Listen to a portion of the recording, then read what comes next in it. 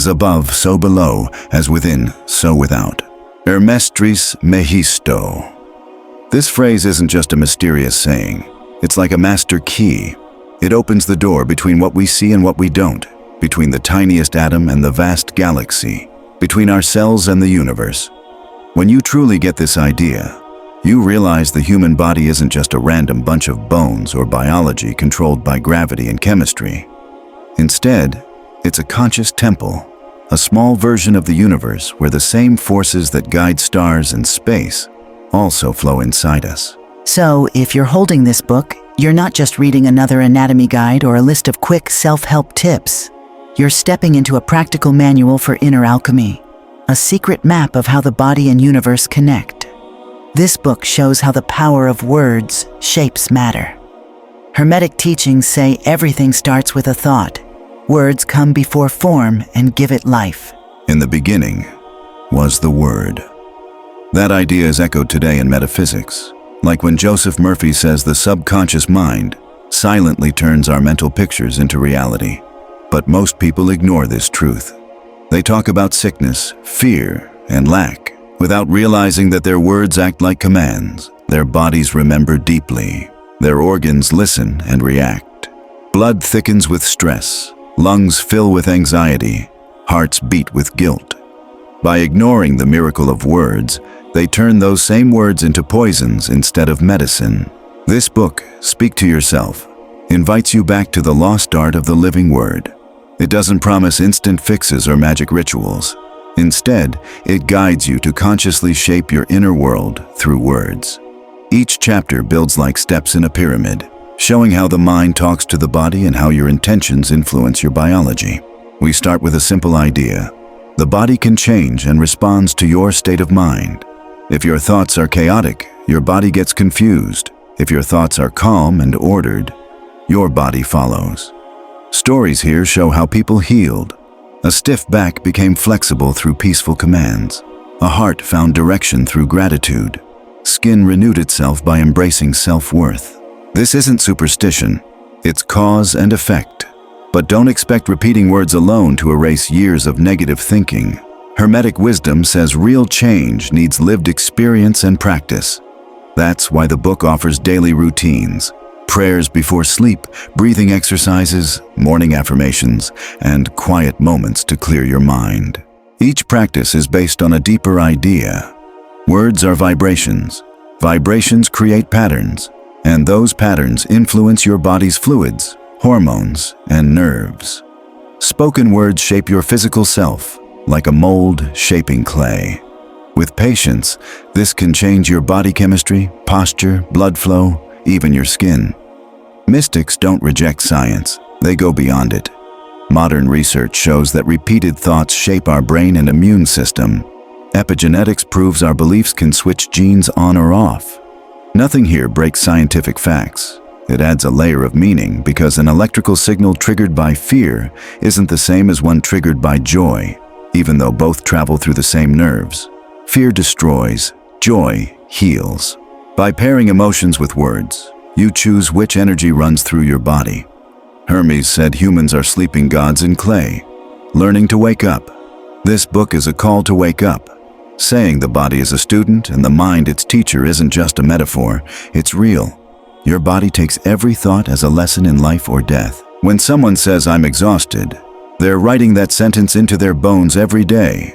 Saying, "I am strong like gold," calls atoms to line up in strength and light. Saying, "I'm suffocating," tightens the lungs. Saying, "I breathe life," opens them wide like glowing spheres.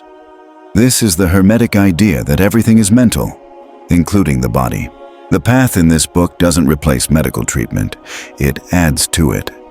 Medicine can heal skin, but if shame lives inside, eczema might come back. Painkillers can block pain, but if you keep saying, "I can't handle this," your body will stay sensitive. Real healing is complete. It includes both your body and your mind. So, each chapter asks you to take your words seriously, like sacred promises. Because every word changes your body chemistry, every tone sends electricity through your nerves. and every feeling colors your blood. There's something powerful about knowing your organs remember and obey. Blood flows or thickens based on what you tell it. Adrenal glands release stress hormones without thinking, just reacting to your sense of threat. Mitochondria fire up or shut down based on hope or despair. What if we gave ourselves positive, healing messages with the same passion we usually use for complaints? This book was made to test that idea and show with real examples that the results are better than we might hope. The body can heal itself in ways many call miracles. But really, these are just the natural results of forgotten laws put into practice.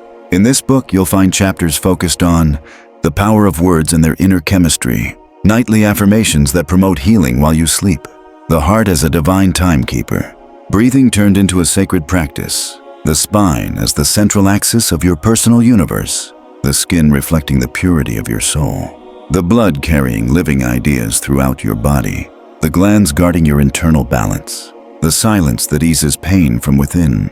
Each chapter works like a mirror and a lab. It shows you how you've been speaking to yourself up to now, and it gives you exercises to speak differently starting tomorrow.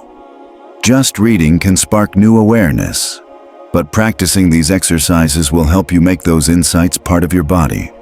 This isn't about blindly believing, but about conscious transformation. Treat each affirmation like a seed. Plant it with feeling, nurture it with repetition, and protect it with care. Keep in mind that what you plant between waking and sleeping grows quickly and powerfully.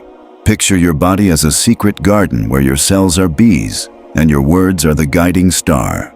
Your organs form constellations and your attention is the observatory.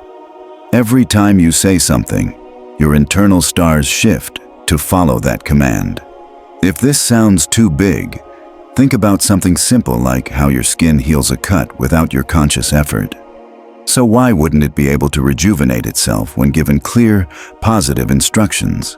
We live in a time that needs skilled users of words, creators of positive realities, sensitive alchemists of life. This book invites you to join that group.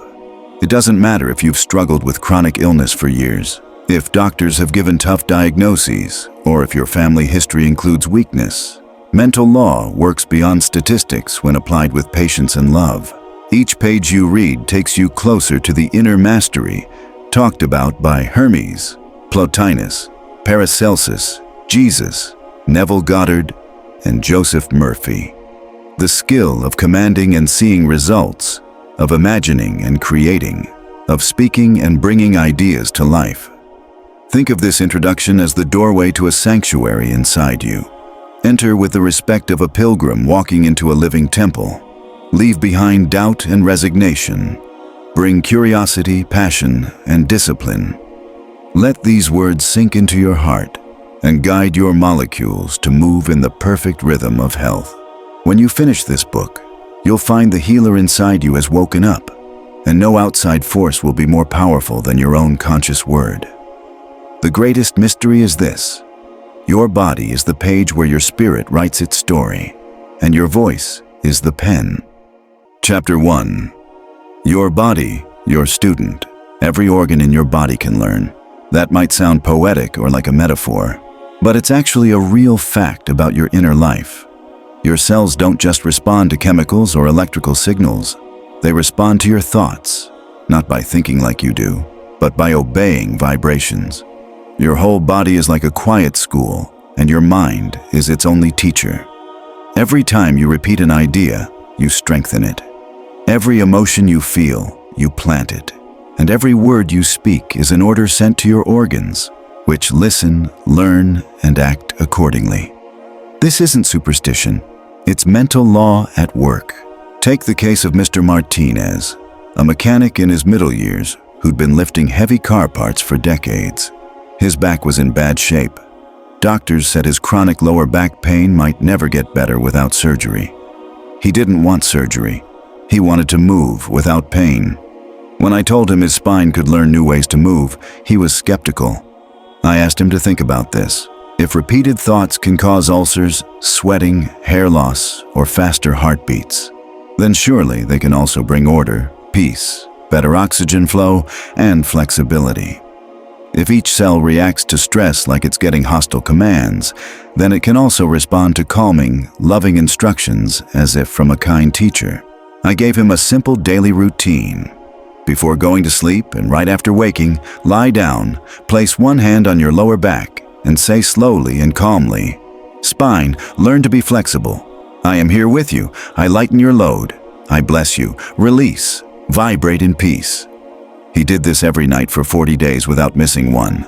After that, his pain was almost gone, and his flexibility came back. Not by magic, but because his tissues had relearned how to move. Many people wonder, how can an organ learn if it doesn't think like we do? The answer is that your subconscious, the part of your mind that controls all automatic body functions, does have intelligence, but it doesn't reason or analyze. It simply follows instructions exactly without questioning. If you tell it, "This breaks me," it records that as an order. If you say every morning, "I'm tired of this," your stomach believes it. If you keep saying, "Stress is killing me," your heart prepares to fail. But if you say, "I am full of life and health," or "Every cell in my body is strong and vibrant," the subconscious takes those words as commands to reprogram your body. This is mental law. What you accept and believe in your conscious mind, when repeated with faith and feeling, goes down to your subconscious and becomes reality. This isn't a new idea. It's been known for centuries. The book of Proverbs says, "My son, listen carefully to what I say. Pay close attention to my words. Don't let them out of your sight. Keep them deep within your heart. They are life to those who find them and health to their whole body." Notice how the text connects words directly with healing and mental focus with the body's health. It doesn't say, "Go see a herbalist" or "Visit a temple," but rather, "Pay attention to my words."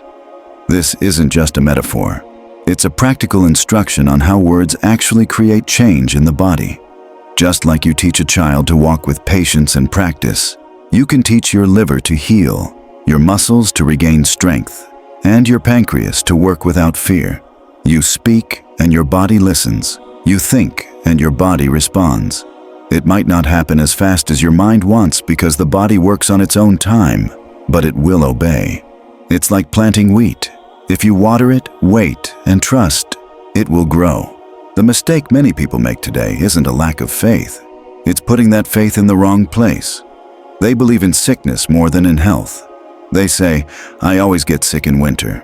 And so it happens, forgetting that their words are commands to their subconscious, and the subconscious is the boss of the body. Whatever order it receives, it follows. Change the order, and the outcome changes. A woman with painful arthritis in her hands once came to me upset. She couldn't embroider, cook, or even hold a cup without pain. I asked what she usually said about her hands. Without thinking, she said, "I always say my hands are old and useless." I told her to change her words, to bless her hands, call them young, flexible, and obedient. I gave her a simple prayer to say, "My hands are the hands of God. They obey divine wisdom. They are strong, quick, and joyful." She repeated it for 15 minutes every morning and night, holding a glass of water in her hands as she spoke. After 40 days, her hands moved much better. After 90 days, she was back to her crafts. The change happened in her cells, but it started with words. This isn't about denying pain or pretending you're healthy when you have a fever or swelling. It's about remembering that your body is always listening, and like a good student, it repeats what its teacher says. If you keep telling yourself, "I'm worthless," your body gives up. But if you say, "I am full of life," your body responds with energy. Your organs aren't just lifeless tissue, they're sensitive to your mental state. Your pancreas isn't deaf. It adjusts based on the mood around it. Your heart doesn't beat randomly, it beats according to how you feel about life. If you live in stress, your heart races. If you live in joy, it beats in harmony. So, what are you teaching your body today? Chapter 2. The Chemistry of the Word. Every word you say leaves a mark on your nervous system. Each word is like an electrical command sent through your body. This isn't just spiritual talk. It's something medical science is starting to prove.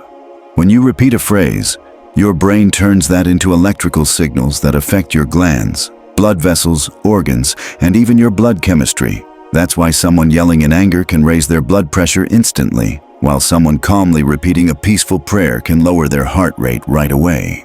Every word you say is a command to your body's secret lab. Words are vibrations that affect your biochemistry.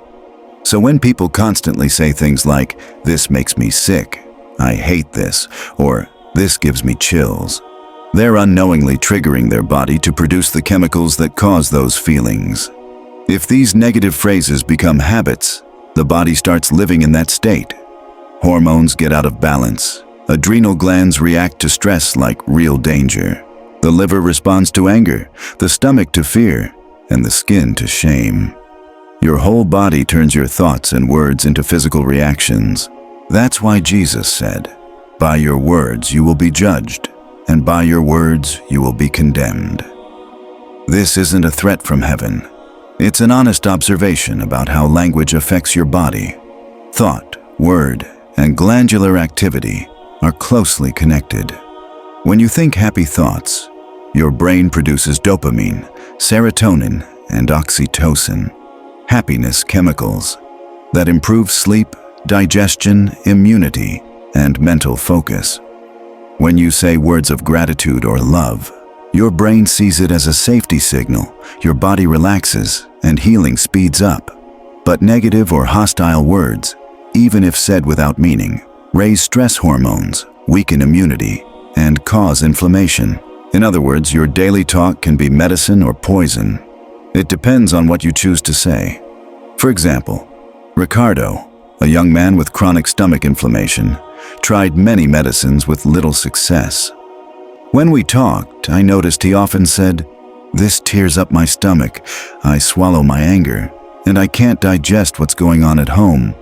I told him each of those phrases was like giving his body acid to obey. I asked him to put his hands on his stomach when he felt discomfort and slowly say, "My stomach is calm. My digestion is perfect. I take in everything peacefully. I release, I flow, I balance." At first it felt strange to him, but he tried. 2 weeks later, he felt much better. After a month, he stopped taking antacids. What changed wasn't his diet. It was his internal conversation. The words that triggered stress were replaced by words that encouraged healing. Language has power because it directs your attention, and attention is the channel through which energy flows. Where you focus your attention, blood flow, oxygen, and repair follow.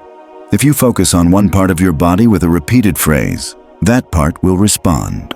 That's why prayers focused on a specific part of the body can actually bring real changes. What's often called the placebo effect is really just faith put into words, working through chemistry. For example, a man who prays, "My heart beats with perfect rhythm," sends a message that the parasympathetic nervous system reads as a command to bring the heart into balance. What happens next isn't magic. It's the body naturally responding to that clear mental instruction. This idea doesn't reject modern medicine. It complements it. Because where medicine can't reach, the power of words can. Sometimes medicine controls symptoms, but healing starts with changing your inner dialogue. Someone might take anxiety meds forever but never fully heal. Yet if they change how they talk to themselves inside, they can calm their system without drugs. Words activate brain networks that steer the body's reactions. When words are positive, they help the body heal. When repeated with belief, they create real change. When spoken with feeling, they become medicine. That's why you need to watch not only what you think but what you say, because your words become chemistry inside you, and that chemistry shapes your health. A woman once told me she had bad migraines. I asked what she said about herself. She said, "I'm a ticking time bomb." Saying that so often had trained her nervous system to tighten blood vessels whenever she felt pressure. I asked her to change to this. "I am calm and open. Energy flows through me like a peaceful river." 3 weeks later, her migraines eased. After 2 months, they were gone. This wasn't just positive thinking. It was her brain chemistry changing because of steady, healing language. Your body is like a lab, but it's not random. It listens to its chief chemist, your spoken thoughts. Words are vibrations your body reads. Gentle words create endorphins. Fearful words produce adrenaline. You choose what you make every time you talk to yourself. That's why prayer isn't just religion. It's a biochemical action. When you say, "God is in me and His health flows through me," you change your blood chemistry, and that blood carries the message to every cell. No organ misses the prayer. No tissue ignores the vibration of your words. No system doesn't respond. No molecule stays unaware of what you say about yourself. People take pills to calm down but keep saying negative things that make them sick, and then wonder why their body reacts the same way. But if you start using new, positive, health-focused words, your body will respond just as fast, but in a good way. Negative emotions like anger and fear feed illness. Positive hormones like dopamine and serotonin nourish health. You decide your path by what you put into your mind and mouth. Now repeat after me with intention. My words are healing. My voice brings health. Everything I say nourishes my body. Make this your daily mantra. Say it when you wake up, while you walk. Use your words like tools of light, peace, and wisdom. You don't need to wait for miracles outside yourself. The miracle is in your voice. Chapter 3. Nightly Orders to the Subconscious. There's a special moment every day when your subconscious is most open, right before you fall asleep, between your last conscious thought and the first wave of sleep. New Thought Science calls this the golden hour of the soul. What you plant in that moment will grow. While you sleep, your conscious mind rests, but your subconscious stays active, working exactly on the last instructions you gave before turning off the light. If you sent it fear, it plays scary scenes. If fatigue, it deepens tiredness. But if you give clear orders for healing and renewal, your body treats those as commands and begins to repair. The secret is to use that moment intentionally. The subconscious isn't some mysterious place deep inside. It's the part of you that controls all vital functions, making proteins, rebuilding tissues, balancing hormones, digesting food, breathing, circulation, even sleep itself. It never stops, gets distracted, or judges. It just acts, but it needs clear instructions delivered with strong emotion. That's why the words you say as you fall asleep are so powerful. Your subconscious takes them as direct commands to act on, immediately and without question. At night, your mind doesn't follow logic. It reacts to the images you give it. Those images turn into chemistry, movement, healing, or blockage based on what you feed your mind. A nurse who worked nights once told me she felt constantly tired, had headaches, and a weak immune system. Even with long daytime sleep, she never felt rested. I asked, "What do you think about before sleeping?" She said, "I think I'm worn out, like my body can't take it anymore, and I hope I die in my sleep." I asked her to change that thought pattern. I suggested this simple prayer, repeated for 3 minutes before sleep. "Now I sleep in peace. God's power renews me. Each cell is filled with light. Each organ heals itself. I will wake strong, healed, and joyful."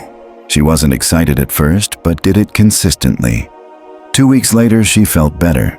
After 2 months, she cut back on medications and regained energy. Nothing outside her changed. Everything changed inside. The instructions changed, and so did the results. No complicated rituals, just a simple phrase said with faith before sleep. Your body picks up on the orders you give it, and your subconscious turns those into automatic actions. At night, your body becomes a lab for healing and restoration. The ancient Hebrews knew this when they sang their nightly psalms. Eastern sages called it samadhi, and modern science confirms it by showing how thoughts before sleep change brain waves, melatonin levels, and immune function. This isn't magic. It's practical spiritual physiology. What you tell yourself at night, your body starts doing by morning. But your words before sleep must be positive, in the present tense, and clear. You can't say, "I don't want to be sick," because the subconscious doesn't understand no or don't. Saying, "I don't want pain," actually focuses on pain. Instead, say, "I'm thankful for my rest. Every part of me relaxes. My mind is calm." The subconscious simply obeys. It doesn't judge. Many people carry worries to bed, bills, fights, sickness, and then wonder why they wake up tired, cranky, or sick. The answer is simple. They gave their subconscious a script for damage, and it acted on it exactly. Change the script. Send your body images of health, order, and life, and your body will respond with real, measurable results. You don't have to believe in the spiritual side. Biology follows strong emotions, and strong emotions come from repeated words. A 60-year-old widow told me she whispered every night, "Why keep going?" That phrase alone weakened her immune system, caused anemia, loss of appetite, and constant depression. I asked her to try a new phrase. "I keep going because there is still light. I keep going because life needs me. I keep going because I am healing." She cried at first, but her subconscious didn't judge her tears. It obeyed. After a few months, her energy and peace came back. She said, "It felt like my body was responding to a voice I didn't know I had." That voice is yours. It programs your system, and when repeated at the right time, it works better than any pill because it heals from inside out. It doesn't just cover up symptoms, it fixes the root causes. That's why bedtime is sacred. It's when control shifts from your conscious mind to your inner healer, and that healer follows your orders. If you give it orders for life, it creates life. If you give it orders for decay, it follows decay. So make bedtime a health ritual. Choose your words carefully. Say them slowly. Close your eyes with gratitude. Imagine light flowing through your body, and talk to your nervous system like a trusted friend. "Thank you for this day. Thank you for this body. Thank you for the health growing in me as I sleep." Then, stay quiet. Let your subconscious hold that message like a seed, trusting it will grow while you rest. You don't need to understand how enzymes work or how tissues heal. You just give the right command, and your body does the rest. This is how we're designed. You plant the word, the subconscious follows, and your body transforms. Chapter 4. The Heart That Listens. Your heart isn't just a muscle or a pump pushing blood like a machine. It's a sensitive receiver, one of the organs most tuned to your feelings and thoughts. Your heart rate isn't fixed or random. It's a direct reflection of your mental state. Every thought, emotion, and repeated word affects your heartbeat. If you live in fear, your heart shows fear. If you speak with anger, your heart beats angrily. If you stay joyful, your heart dances to that rhythm. The heart doesn't need to understand your words. It feels them in its own way and responds with faster beats, contractions, or calm harmony. That's why we say the heart understands what words can't express. It's connected directly to your subconscious, which reacts to the vibration of your feelings and words. Over the years, I've received many stories from people who managed or reversed blood pressure problems. Not with pills, but with prayer, visualization, and affirmations. One powerful example was Mr. R, a 68-year-old retired accountant with high blood pressure for over 10 years. Doctors gave him many medications, but they didn't help much and caused side effects. When I talked with him, I learned he believed, "My heart is tired of living."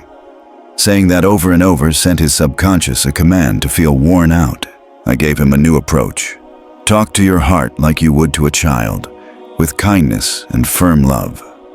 Every night he placed his hand on his chest, closed his eyes, and repeated for 5 minutes, "My heart beats in peace. My heart has a divine rhythm. I hear the melody of life in its pulse. Thank you for your loyalty. Thank you for your strength. We are well." He imagined a calm metronome ticking softly. He didn't force it or judge, just watched and repeated. After 3 weeks, his blood pressure steadied. After 3 months, with doctor's approval, he cut his meds in half. This wasn't magic. It was retraining his heart through steady, loving instructions that his subconscious obeyed. By changing his feelings about life, His heart stopped fighting and started dancing in harmony.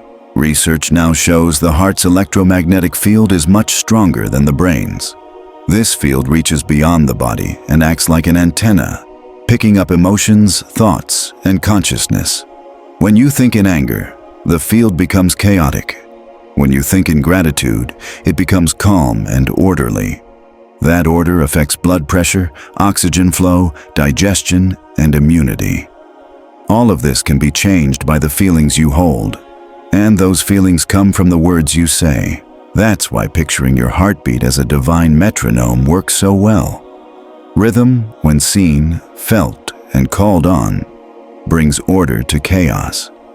If you take a few minutes each night to see your heart as an instrument tuned by the universe's music, something inside you will shift. Tension eases, anger softens, and your whole body follows the new beat. This isn't fantasy. It's the science of attention. What you love harmonizes, what you ignore hardens, what you fear throws things off balance. So think of the heart not just as a romantic symbol, but as an organ that can learn and respond. A loyal student of your thoughts. A woman with fast heartbeats told me she often whispered to herself when nervous, "There's no solution, I can't handle this, I'm going to have a heart attack." Without realizing it, she was training her body to panic. I suggested she change her inner dialogue. Whenever she felt fear or pressure, she would put her hand on her chest and say, "I am safe. God is with me. Each beat is love. Everything is calm." At first, she said it through tears, but she kept at it. After a few weeks, her episodes became fewer, and most importantly, she began to trust her heart like never before. "Now I feel it cares for me," she said, not as a mystical idea, but as a real change in how her heart worked. It stopped being a victim and became her ally. A common mistake is to think the heart is controlled only by genetics or age. But the heart is flexible, not physically, but in how it responds to your feelings. You can teach it to beat with gratitude, to ignore outside noise, and to accept joy as medicine. Whenever you feel your pulse, instead of fearing it, bless it. When your heart races, don't resist. Speak kindly to it. "I'm with you. We're together. All is well." Breathe, flow, release. The heart doesn't need many words, just honesty, consistency, and guidance. Give it these, and it will respond. Close your eyes and feel your heartbeat, not just as a physical function, but as the drum of your soul's journey on this earth. Each beat is a statement of life. I'm alive, I'm here, I love. Make this a nightly habit. Replace worries and fears with 5 minutes of quiet listening. A heart that listens heals. A heart that is loved organizes itself. A heart given direction recovers. And if you ever doubt your heart's power, remember, it's the first organ to form in the womb, beating before your mind could even think. Your heart already wants to live. Now it's waiting for your guidance. Talk to it, care for it, train it. It will listen. Chapter 5. Lungs of Light. Breathing is the first thing you do when you're born and the last thing you do when you leave this world. But most people think of breathing as just an automatic body function, not as a way to connect mind and body. Your lungs aren't just mechanical pumps. They're sensitive instruments tuned to your emotions and thoughts. Every breath you take carries instructions, even if you don't notice them. And those instructions are often filled with anxiety, fear, shame, or stress. That leads to shallow, tight breathing. When the body breathes like this for a long time, it gets used to it and thinks it's normal. But what you've learned, you can unlearn. What's been warped by negative thinking can be retrained with positive words. Your lungs listen, and they breathe in what you tell them. That's why this chapter focuses on teaching you how to breathe words. This isn't a metaphor. It's a real technique. To breathe words means to match your breath with a positive phrase, an image, or a feeling. It means teaching your lungs that every breath in is life, and every breath out is a chance to release not just carbon dioxide, but also toxic thoughts, useless memories, and stuck emotions. Air isn't just a gas, it's a vibration. And when you breathe it with the right words, it becomes medicine. A young woman with asthma since her teen years came to me feeling hopeless. Her body seemed to fight against air. She always had an inhaler, slept sitting up, and breathed with fear. I asked what she said to herself during attacks. She said, "I always say, I'm drowning, I can't breathe, I can't take this anymore." I explained that saying those things with panic taught her nervous system to shut down, like the body saying, "If air hurts you, let's close the door." I suggested she change her story completely, using this breathing practice with words. Inhale, thinking, "Life enters me." Exhale, saying, "I am safe." Inhale, "Light fills me." Exhale, "I release fear." At first, her breathing was uneven, but after a few days, her body started to respond. Within weeks, she could walk without feeling panicked. After a month, attacks were rare. Her relationship with air and her body had changed. This idea isn't new. In Genesis, breath is a symbol of life. Then the Lord God formed man from dust and breathed life into his nostrils. From the start, breathing connects matter and spirit. When you breathe, you're not just getting oxygen, you're renewing your life. Each breath in says, "I am alive." Each breath out can say, "I let go of what no longer serves me." But if your usual thought is, "The world is suffocating me, life is too much, I can't breathe freely," then that's the message your subconscious hears. It tells your lungs to close up, tighten, and contract. Not because it wants to harm you, but because it's faithfully following orders. The only way to change this pattern is to create a new one, and that new pattern must combine words with intention. Breathing words is a simple but powerful practice. You don't need any tools, special places, or clothes, just your willingness. Spend 5 to 10 minutes in the morning and evening sitting or lying down, close your eyes, and breathe with these phrases. The words should be positive, in the present tense, and focus on opening, protection, and life. Here are some examples. Inhale peace, exhale tension. Inhale health, exhale fear. Inhale light, exhale darkness. Inhale God, exhale doubt. When you say these phrases along with your breath over and over, your nervous system starts to take them as commands to relax. Your body responds by slowing your heart rate, releasing calming hormones, opening airways, increasing lung capacity, and, most importantly, creating new, healthy habits in your body. A middle-aged man who struggled with anxiety told me he often felt like he couldn't get enough air. He felt pressure in his chest even though doctors found nothing wrong. When I taught him the breathing with words technique, he was skeptical at first, but agreed to try it without changing anything else. For 10 days straight, he practiced this simple routine. As he inhaled, he said, "I am at peace." As he exhaled, he said, "I am complete." By day 8, his wife noticed his nighttime breathing was deeper, his mood was calmer, and his posture was more relaxed. After 3 weeks, his anxiety attacks were cut in half. By 5 weeks, his body had learned a new way to breathe. Once again, words were the medicine. No organ reacts to thought faster than the lungs.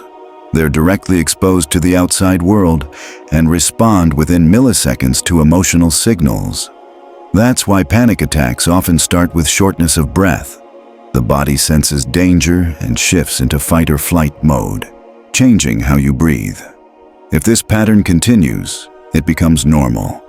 But if you interrupt it with conscious breathing and spoken words, your system balances itself, and your lungs relearn how to breathe without fear. Right now, imagine your lungs as 2 glowing spheres of light.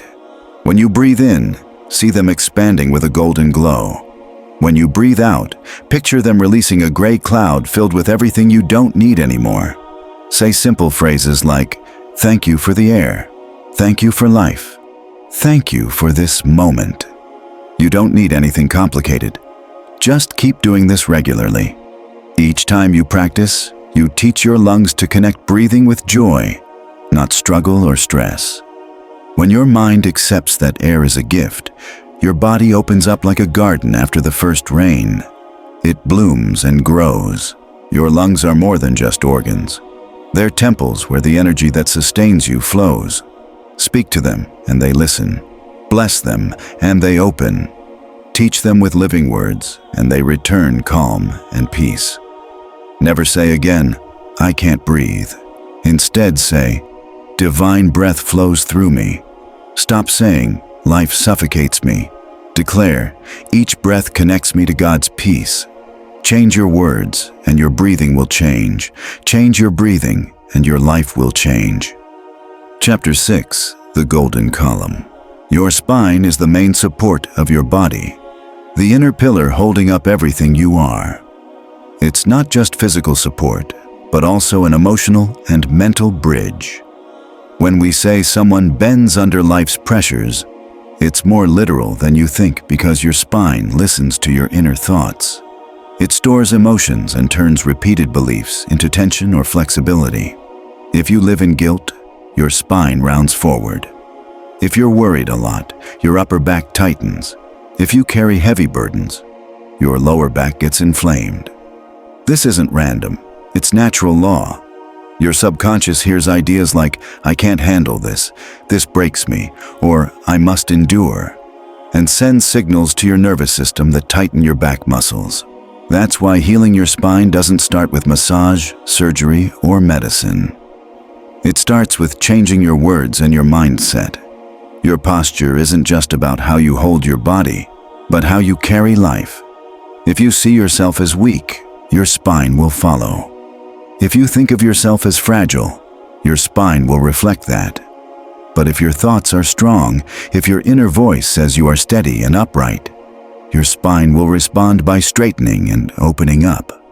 Because it learns, listens, and like every organ, is a student of your mind. A 45-year-old architect came to me with lower back pain lasting 6 years. He'd tried physical therapy, acupuncture, stretches, and exercises with no lasting relief. He told me, "I feel like I'm carrying my whole family's weight on my back." I said, "That's exactly what your spine is doing." I gave him this picture. Have you ever seen a cathedral collapse because its foundation was weak? Your body is a cathedral, and you're the architect shaping it every day with your thoughts. I suggested he practice this daily. Sit up straight, close his eyes, and say, "My spine is strong, it's steady, it's flexible, it's God's column in me. Nothing bends it, nothing weighs it down, nothing crushes it. It is free." As he spoke, he imagined each vertebra as a glowing block perfectly aligned. After 2 weeks, his pain was much less. After 2 months, his posture and movement had improved. Not because gold replaced his bones, but because the idea of a strong divine column replaced the idea of burden, and his body followed. Your spine is more than bones and cartilage. It's the center of your energy field. It carries nerve signals and mental vibrations. Eastern traditions call these energy channels nadis. Western science talks about the spinal cord and sympathetic nerves. The truth is the same. Your mind state shows up in your back. Someone emotionally hunched will suffer physically. So think of your spine not as a heavy load, but as the mast of a sacred ship, the upright pole holding a noble structure, the path where your higher mind connects to your body. A woman who cared for her sick mother for over 10 years came to me with chronic pain in her lower and upper back. She said, "I'm everyone's support. No one helps me. It's tearing me apart." When I asked how she pictured her body, she described herself as a cracked wooden beam. I told her to replace that image with a smooth, shining white marble column, strong and unbreakable. Each night before bed, she pictured her spine as a tall, bright column holding up the dome of a holy temple and said, "I release every burden that's not mine. My spine is clean, free, and straight. The Holy Spirit supports me from inside." After 40 days, her pain had eased significantly. Her body no longer carried what wasn't hers because her mind let go. People often take on emotional burdens that aren't theirs, and their subconscious turns those into muscle spasms, stiffness, and nerve problems. Your back doesn't fail without reason. When your soul is tense, your back shows it. But the opposite is true too. When your mind frees itself and your soul relaxes, your back regains strength. And that strength comes not from outside help, but from your own inner words. Now, picture your spine as a living, glowing column of gold. Feel each vertebra like a letter in the story of your life. Each disc a thoughtful pause. Each segment held up by divine wisdom. Say clearly, I do not carry. I do not endure. I do not bend. I live with strength and dignity. I am a sacred column. Saying this prayer every day, while visualizing and feeling your body, can improve your posture, reduce pain and inflammation, and increase mobility. That's because the spine doesn't just follow age, it follows the image you have of it. You can change that image at any time. Many people wait for their body to straighten out without changing the mental patterns that cause it to bend. That's like expecting a crooked house to fix itself without rebuilding the foundation. The good news is, you can rebuild those foundations with new thoughts, positive words, and a higher vision. Gold doesn't break, and you deserve to live with a golden spine. Chapter 7. Skin, Mirror of the Soul. Your skin is your body's largest organ, the living border between you and the world. It's the surface that shows what's happening inside and outside. Skin is sensitive not only to touch, but also to your feelings, stress, and how you see yourself. Many people think skin problems come only from hygiene or genetics, but they miss a key fact. The skin reacts directly to what your soul carries, not just symbolically, but as a real physical response. Conditions like eczema, hives, rashes, psoriasis, rosacea, and acne can often be rooted in emotional messages your subconscious turns into skin reactions. Your skin is more than a barrier. It's like a screen showing what your subconscious is projecting. The subconscious doesn't hide its struggles. It expresses them. If it can't speak through words, it uses images, dreams, pain, or illness. With skin, these expressions often relate to identity, connection, rejection, or self-worth. If you don't feel comfortable in your skin, you may develop skin issues.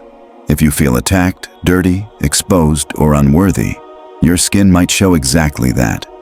Your body doesn't create random symbols. It reacts faithfully to your strongest beliefs. So, your skin is where your inner self becomes visible. It listens to what you think of yourself and follows those thoughts. I remember a young woman who had psoriasis since she was 13. Her skin flaked with red patches, mostly on her arms and neck. She had tried steroid creams, light therapy, special diets. Things helped for a while, but the outbreaks always came back. When I asked how she felt when she looked in the mirror, she said without hesitation, I think my body is disgusting, that no one will love me, that I look diseased. I pointed out that was exactly the message her subconscious was showing on her skin. Her body wasn't betraying her, it was following the program. I suggested a daily visualization and healing practice. Every morning, stand in front of the mirror, put your hands on the affected areas, and say, this skin is sacred, this skin is clean, this skin is my divine garment. Only light lives here. I am pure, I am worthy, I am renewed. I also asked her to imagine her skin as a smooth, white cloth soaking up golden light with each breath. At first, she only moved her lips, but daily practice began to calm her emotions. And as her emotions settled, her body stopped the inflammatory cycle. After 3 months, her flare-ups had dropped by 80%. It wasn't about erasing the condition, but replacing it with a new inner story. Her subconscious got a new movie to play on her skin screen. Modern medicine already knows skin reacts to stress. It gets inflamed when the nervous system is overactive and releases chemicals during threat. The next step is to realize that your inner language can change that reaction. Not with empty words, but with steady affirmations that send the opposite message. When your thoughts shift, your body's systems relax. When your systems relax, your skin shows softness, healing, and renewal. Your skin cells regenerate all the time, but how they do depends a lot on the messages they get, and many of those messages come from your mind. A middle-aged woman with eczema on her hands and face told me that every time she had to share her opinion, new lesions would appear. We found out that as a child, she'd been taught that speaking up was dangerous, that showing herself was wrong, and expressing herself was improper. That belief created a subconscious connection between being seen and being punished, and her skin reacted like an alarm. I'm showing myself, so I must hide. I gave her a healing prayer to say to her subconscious, I am safe. When I show myself, my face is peaceful. My skin shines with truth. I have nothing to hide. I am seen with love. Along with this, she practiced calm breathing while looking in the mirror, imagining her face glowing with a pure white light like a veil. Within weeks, her confidence grew and her skin improved. Her body no longer needed to protect itself because she felt no inner threat. This doesn't mean stopping medical treatments. It means adding a deeper cause, supporting physical care with a powerful mental shift. If you don't change the old inner story, your body will keep showing the same patterns. But if you change the story, bring in new images, new words, new feelings, your skin will reflect that like a canvas cleaning itself. Skin doesn't resist. It waits for new instructions. Keep it simple. Every time you wash your face or hands or put on lotion, say a short affirmation, I am clean inside. This skin renews itself. This skin reflects the peace of my soul. Speak to each cell. What old story are you wiping away? What new story are you planting? Repeat this for several days. Consistency matters more than force. When your subconscious sees the new story held steady, it will replace the old one. Not because it feels like it, but because it follows orders. Your skin is where your soul wants to speak. If you listen, it will share its message. Change your inner words, and your skin will change. This is not magic, it's law. It's called correspondence. What's inside shows outside. What's hidden is revealed. What's cared for is expressed. What's loved is healed. Your skin deserves a new story, a new vision, and new light. Chapter 8. Living blood, living thought. Blood is more than just a vital fluid. It's the messenger of your consciousness. It carries oxygen, nutrients, hormones, and even your emotions throughout your body. It flows through every organ, carrying not only chemicals, but also the energy of your beliefs. What you think constantly affects your blood pressure. What you feel regularly changes how thick your blood is, how fast it moves, and where it flows. You can't separate your circulatory system from your mind, because every heartbeat is influenced by your thoughts. Blood isn't neutral. It responds to your inner conversations. When your subconscious senses fear, tension, or stress, it tells your blood vessels to tighten, spasm, or get out of balance, leading to conditions like high blood pressure, poor circulation, varicose veins, or irregular heartbeats. But every problem starts with a signal, and every signal can be changed. Blood needs freedom, space, direction, and rhythm. If you live stuck in rigid thinking, bottled up feelings, or unhealed guilt, your circulation shows it. Your blood flow slows down, your energy fades, and you feel tired. Not because your body is old, but because your mind is holding back its power. Many people with cold feet, numbness, or unstable blood pressure don't need just medication. They need to retrain their internal commands. The command your blood needs to hear is, flow freely, spread joy, nourish without resistance. When your subconscious believes this, your arteries and veins will respond, because even blood listens. A 50-year-old office worker came to me feeling constantly tired, with heavy legs and occasional headaches. Medical tests showed nothing serious, but she felt drained. When we talked, I noticed she kept saying things like, nothing moves forward, my life is stuck, and I feel trapped. I explained that her words matched her blood's condition. Her circulation was blocked because her mind was blocked. I gave her a positive affirmation to say, my blood is a living river. My life moves. I flow. I circulate. I advance. She repeated this 3 times a day and took 10-minute walks, imagining her body as a network of glowing rivers filled with calm, red light, bringing joy to every cell. After a few weeks, her energy improved, not because walking was magic, but because her mind now pictured freedom and her body responded. Your blood flow matches how your thoughts flow. When your mind is open to new ideas and positive feelings, your body reflects that with open, healthy vessels. But when your mind clings to old, stuck thoughts, or holds on to unspoken feelings for years, your blood behaves like traffic jammed on a highway, congested and pressured. Many heart and blood vessel diseases start long before doctors see symptoms. They start when the spirit stops moving. But this can be reversed. When you let go of resentment and become flexible in your thinking, your blood flows freely again. Blood pressure falls not from exercise alone, but because your subconscious stops sending tension signals. One man with mild high blood pressure told me he felt like he had to control everything.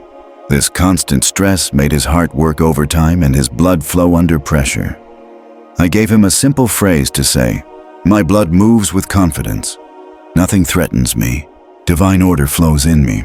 He pictured his body as a glowing network filled with calm red light. This helped change his feelings, and over time, his blood pressure dropped. It wasn't hypnosis, it was freedom. His subconscious got a new command, and his body obeyed. Again, the body doesn't act randomly. Blood doesn't thicken or stop without a cause, and it doesn't harm itself by choice. It reacts to signals from your nervous and hormone systems, which are directed by your mind. If you keep saying, "This makes me angry, my blood boils, I can't take it," you program your body for struggle and stress. But if you say, "My blood is peaceful and flowing, I am a channel of health, everything moves in harmony," your body's pattern changes, not because the words have magic power, but because they match a calm, clear mental state. And the subconscious always follows the strongest signal. You can do this exercise anytime. Close your eyes for 3 minutes and picture your blood as a bright red river flowing through your body, rising from your heart like a pure fountain, moving to deliver oxygen, nutrients, and joy to every organ. As you do this, silently repeat, "I release the red current. Nothing stands still. Everything flows. I am life in motion." By doing this, you send a direct command to your subconscious, replacing years of stuck, negative programming with an image of freedom. You're not just changing your blood, you're freeing your soul to flow. Your blood is alive. Your thoughts are alive. When both work together, health follows. Remember, mental blockages cause physical blockages. A free spirit means free circulation. The secret is to command, picture, and speak for your blood. Like every organ, it doesn't argue, it listens. Speak clearly, honestly, and consistently, and it will respond. Chapter 9. Glands, your internal fortune. Your glands are like your body's broadcasting stations. They don't work alone or just produce chemicals on autopilot. They actually translate what's happening inside your mind and emotions. The thyroid, adrenals, pituitary, pancreas, thymus, and gonads all listen closely to the feelings and thoughts you keep repeating. They're not independent actors. They respond exactly to the emotional climate you create inside.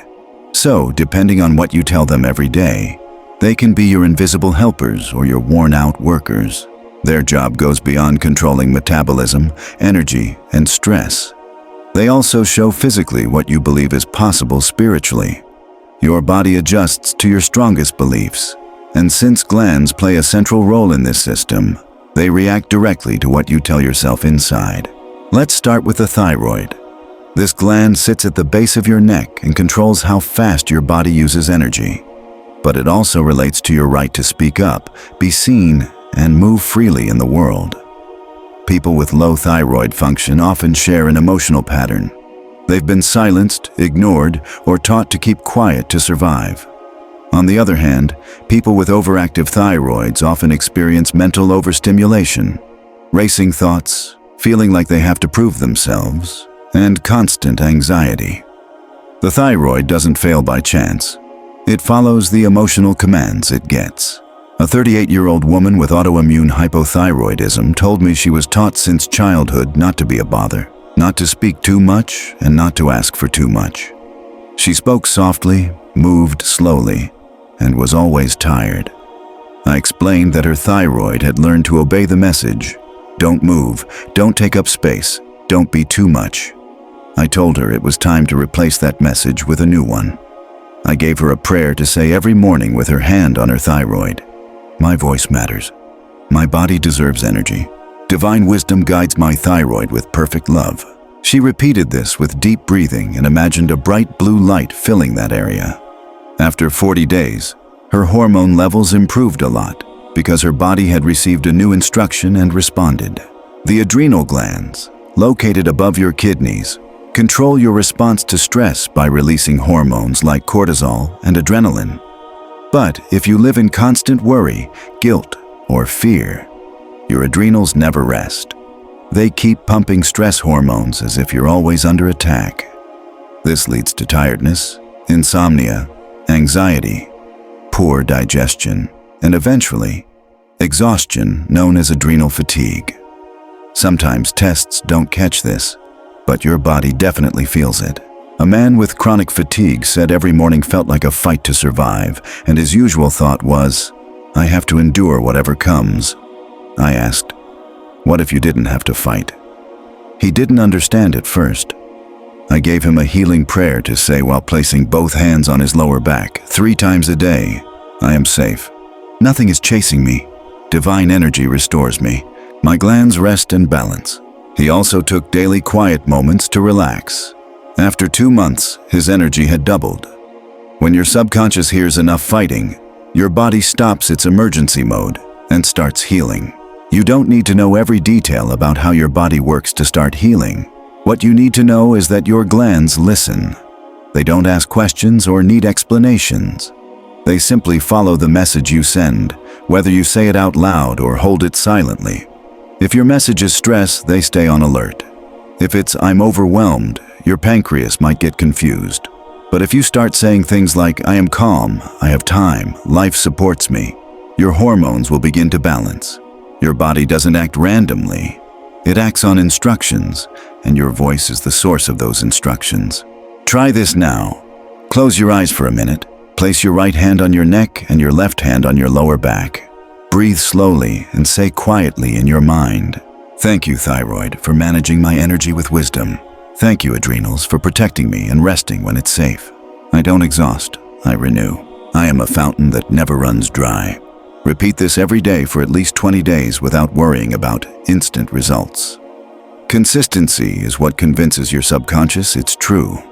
Saying something once without feeling won't change much, but repeating it with belief every day becomes a command. And your body, always loyal, will follow. Your glands are your body's hidden treasure, your internal fortune.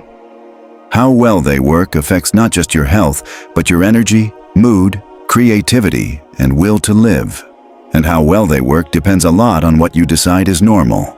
If you decide chaos, they work hard and fast. If you decide peace, they balance and rest.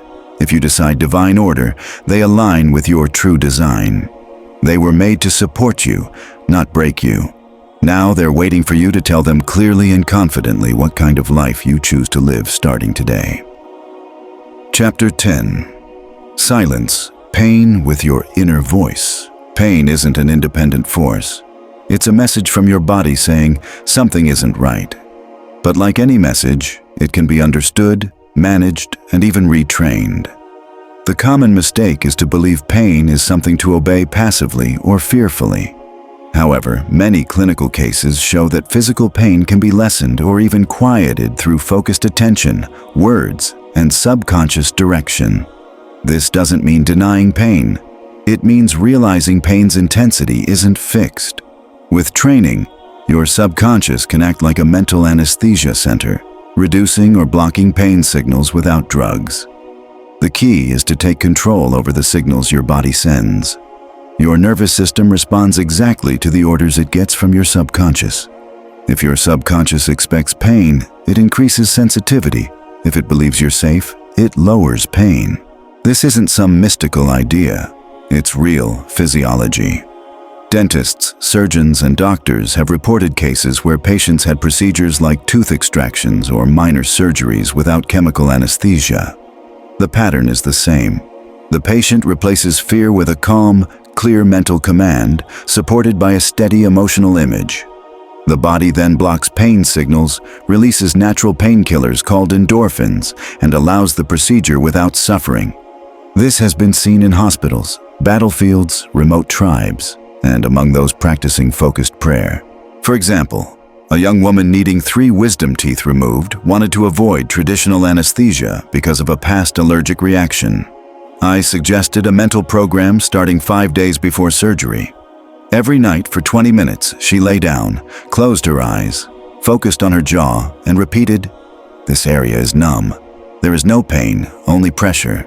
I am safe. Everything is peaceful," while imagining a white light wrapping her jaw like divine anesthesia. During the surgery, she silently repeated the same phrases and felt only mild pressure. Her body followed the clear, calm instruction. This wasn't blind belief, but a clear message to her subconscious. This idea applies to any sudden pain. When your body sends pain signals, it's because it's learned to see certain triggers as threats. But if you add an inner voice that says, "I'm safe, I understand, I'm in control," your nervous system changes its reaction.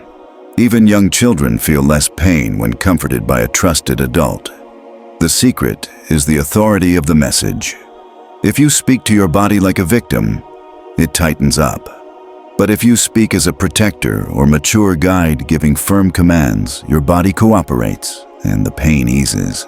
A reader from Argentina shared how he used this during a severe nerve pain attack that left him frozen for hours. Instead of panicking or taking medicine, he sat quietly, breathed deeply, and repeated, "This body is mine. This pain is fading. This spot is calm. Everything is okay." He kept repeating this for half an hour, imagining the painful area wrapped in cool light. Gradually, the pain lessened, not gone completely, but enough to move, relax, and sleep. The next day, the pain didn't return, not because the method was magical, but because a trained mind can overcome even strong pain signals. This kind of mental training isn't new. Tibetan monks use it in body discipline. Yogis have practiced it for centuries.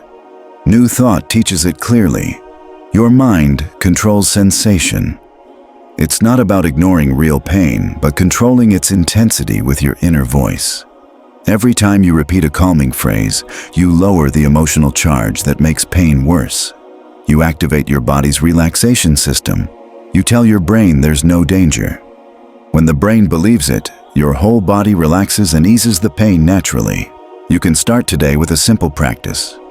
Whenever you feel pain, even a little, stop yourself from exaggerating it with thoughts like, "This will kill me," or "I can't handle this." Instead, say, "I am safe. This feeling is passing. I am in control." Divine power soothes this area. Then breathe deeply, picture light surrounding the painful spot, and hold that image for a few minutes. Doing this regularly rewires your subconscious. Your body then releases natural painkillers as if you took medicine. But this time, the medicine comes from inside you. This doesn't mean you'll never need a doctor, but it means you have a powerful tool inside that can work with any treatment, help any healing, and reduce your suffering. If you take the role of teacher, pain becomes a warning, not a dictator. You can talk with it, calm it, and change how it shows up. Your mind has that power. Your words are the key. The silence of pain begins when you speak clearly, confidently, and with control.